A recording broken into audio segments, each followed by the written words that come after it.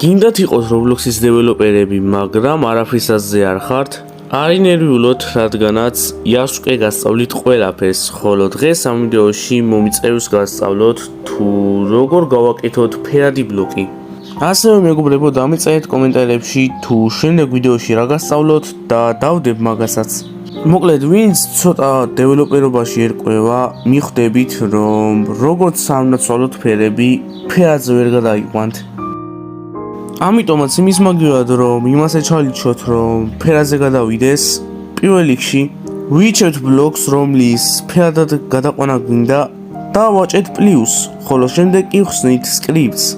ამის შემდეგ hello world-ის კოდს ვშლით, რადგანაც არ გამოგვადგება და ვწერთ იმ კოდს, რომლის კოდსაც დავტოვებ ჩემ სერვერზე.